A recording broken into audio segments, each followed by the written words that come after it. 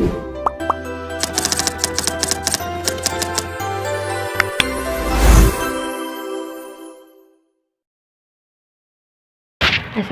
warahmatullahi wabarakatuh. Perkenalkan, nama saya Gefira Azhara Ramadhani dengan NIM 145202500013. Jadi saya akan menjelaskan yang pertama, yaitu proses menstruasi dan fertilisasi.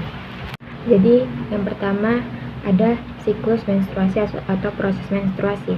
Proses menstruasi itu ada 4 proses. Yang pertama ada menstruasi, folikuler, ovulasi, dan luteal. Yang pertama menstruasi. Menstruasi itu terjadi sekitar 5-7 hari. Saat menstruasi, ketika menstruasi hormon ovarium yaitu estrogen dan progesteron berada di titik terendah mereka. Ketika estrogen dan progesteron berada di titik terendah, maka dia akan meluruh. Ketika meluruh, maka terjadilah menstruasi. Yang kedua tuh ada fase folikuler. Fase folikuler itu terjadi karena peningkatan hormon FSH atau follicle stimulating hormone. Fungsinya FSH ini untuk menstimulasi atau mematangkan folikel. Folikel yang sudah matang adalah calon ovum. Lalu di fase yang kedua yaitu folikuler.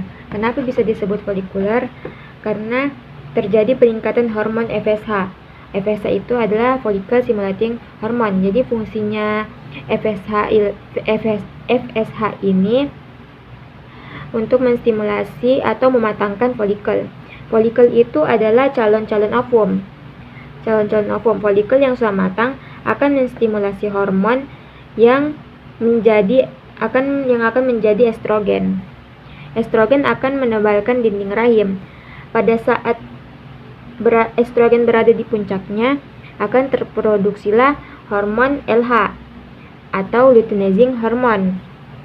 LH akan memicu terbentuknya ovulasi. Jadi folikel mengeluarkan ovum. Ketika folikel mengeluarkan ovum, akan menjadi corpus luteum. Ketika ovum keluar, maka akan terjadi corpus luteum. Jadi corpus luteum akan memproduksi progesteron. Ketika ovulasi keluar, akan menjadi corpus luteum. Saat corpus luteum keluar, maka akan terbentuklah hormon progesteron. Ketika hormon progesteron keluar, maka progesteron akan bekerja sama dengan estrogen untuk menebalkan dinding rahim. Fungsinya untuk menjaga-jaga ketika terjadinya pembuahan. Lalu fase yang kedua yaitu fase laktasi dan menyusui. Bagaimana ASI diproduksi oleh ibu? Sentuhan bibir bayi merangsang saraf, lalu saraf sinyal dikirim ke otak. Setelah itu, otak bereaksi, lalu hormon dilepaskan. Setelah hormon dilepaskan, prolaktin memproduksi ASI dalam alveoli.